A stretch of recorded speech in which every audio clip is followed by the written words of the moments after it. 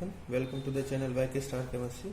Today we will discuss about electrochemistry and some important terminologies related to the electrochemistry. And after that we will discuss the topic, that is electrolytic conductions and factor affecting electrolytic conduction. That is very important, these terminologies, to understand the chapter easy. So let us start. Electrochemistry is made from the two words, that is electro plus chemistry. It means, electro means here electricity, and chemistry means chemical reaction, because in chemistry we carry out the chemical reaction. So these terms are related to each other like that. On passing the electricity we can carry out a chemical reaction, and by carrying out a chemical reaction we can produce electricity. So these terms are related to each other. So let us explain the electrochemistry. It is the branch of physical science. It is the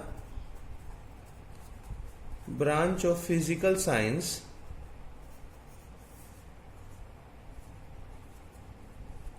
over here special we can physical chemistry, which deals with the, you can cut it, which deals with the relation between,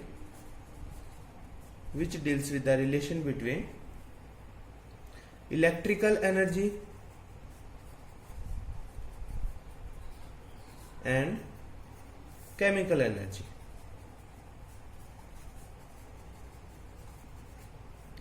We discussed here like that.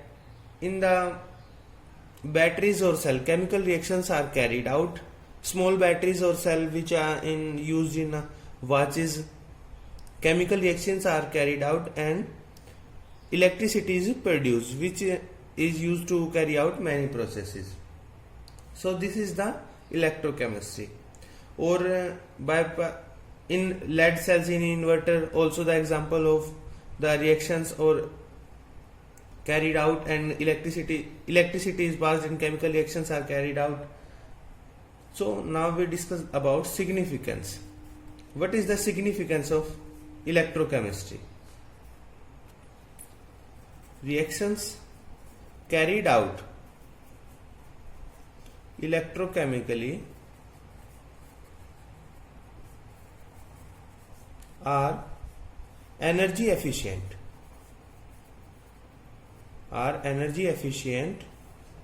and less polluting.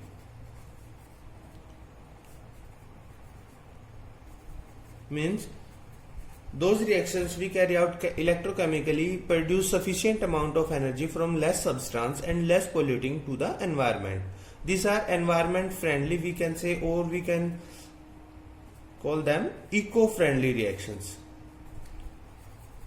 We know today is very important to save our environment, so these reactions are occurs eco-friendly.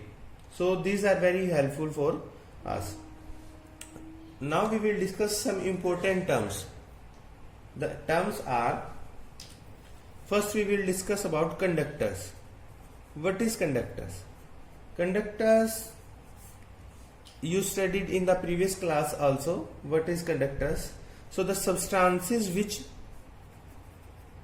permit the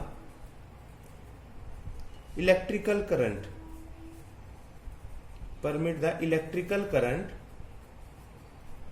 to flow through them. They allow the current to pass through them. For example, various metals, or all, we can say all metals, alloy.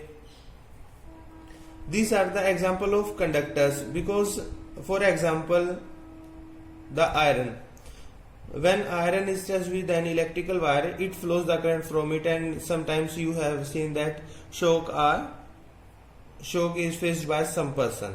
So metals and alloys, and beside that aqueous solutions.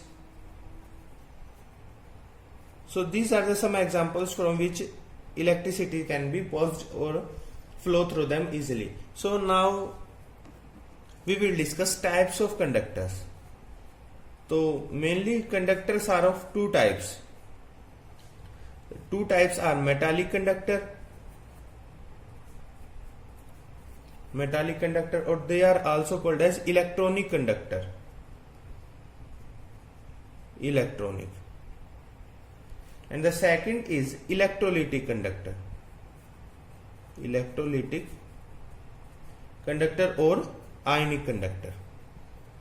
So these are the main two classes of conductors. So the metallic conductor is those conductors in which the electricity is passed due to the flow of electrons. Means to say, the flow of current from the metallic or electronic conductor is due to the electrons. In this substance, electrons are flowed, and due to which the electric current is passed. Besides that, in their chemical composition, there is no change. In chemical composition. Their chemical composition remains as it is. Chemical composition. If we discuss some examples, all the metals, okay, like Ag, gold, silver, copper, aluminium, all these are the example of metallic conductors. Now this can be learned by that metallic means metals, and metals flow the current due to the metals allow the current due to the flow of electrons. So this is about metallic conductor. Now we discuss about electrolytic or ionic conductors. Electrolytic or ionic. Ionic means in this type of conductor or substances which permit the flow of current due to the presence of ion. Due to the presence of ions. In the metallic conductor, it was due to the electrons, and in the electrolytic or ionic conductor, it is due to the presence of ion. Besides that, their the substances are chemically decomposed. The substances are chemically decomposed, means chemically decomposed. Let us see that. For example, HCl. This will break down into H positive and Cl negative, and due to these ions, the electricity can flow from these type of substances or solution. So this is about metallic and electrolytic conductors, and the electrolytic conductors are further divided into two types. These are the divided into on the basis of degree of dissociation. On the basis of degree of dissociation. We discuss here that they are chemically decomposed, means they dissociate into ions due to which electricity is passed. So on the basis of degree of dissociation, electrolytic conductors are divided into two branches, that is strong electrolyte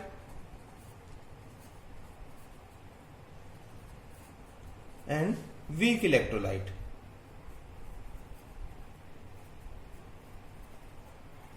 Now we will discuss about what is strong electrolyte and what is weak electrolyte, which is very important to understand. So the first is strong electrolyte. The strong electrolyte is those substances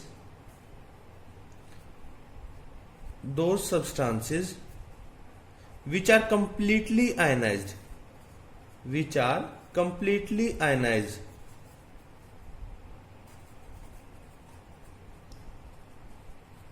or dissociated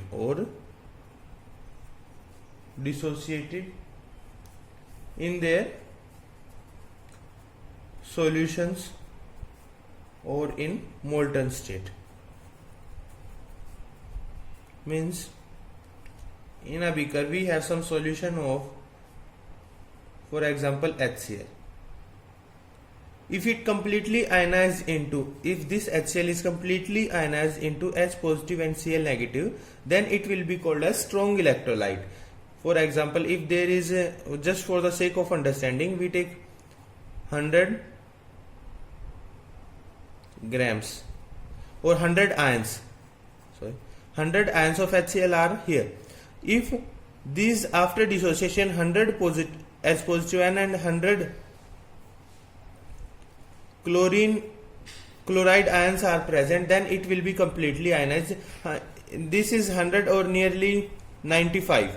Okay, less than not is not possible, but more than this quantity, if they are ionized, this means this is a strong electrolyte. So those substances, there are many much example. All the strong bases and acids are strong electrolyte because they are completely ionized. Some more examples can be NaOH, KOH, HNO3, H2SO4 and many more. This is nearly a long list. So we have to learn some of the names. After that we discuss about, also this will be easily understandable for you,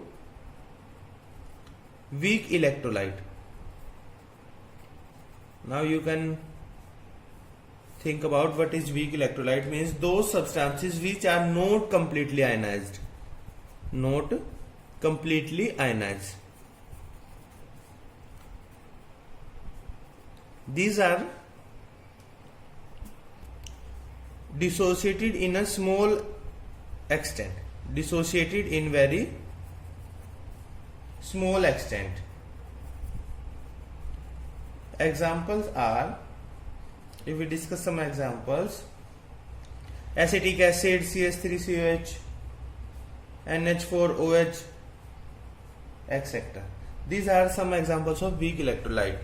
So now we will discuss about the topic is these weak electrolytes. For example, some more thing maybe, if they dissociate, they will be in CH3CO negative plus H positive. If we have 100 ions, they will dissociate nearly 50% or less than 50%, not completely. So this is due to which they are weak electrolyte, means they dissociate in a very small extent.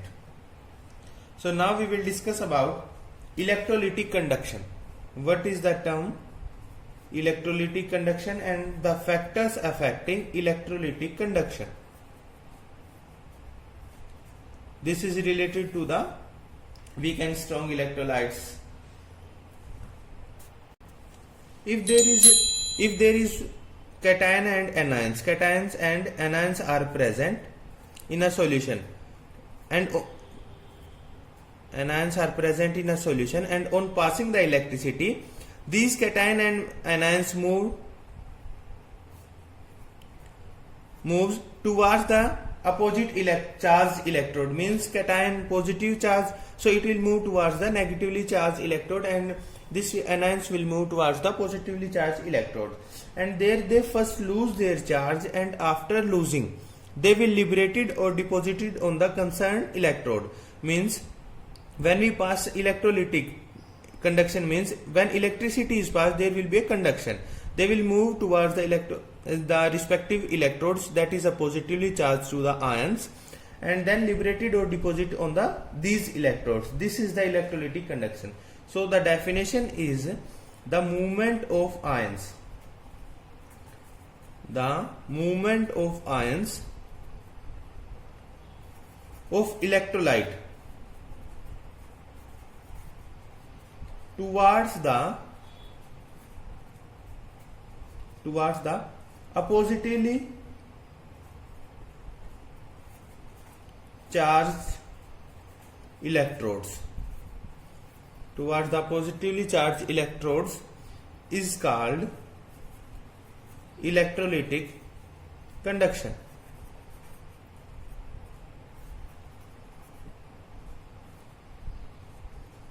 So as the electrolyte is present, this will dissociate completely or partially. It may be dependent on the type of electrode, that is either it is a strong electrolyte or a weak electrolyte.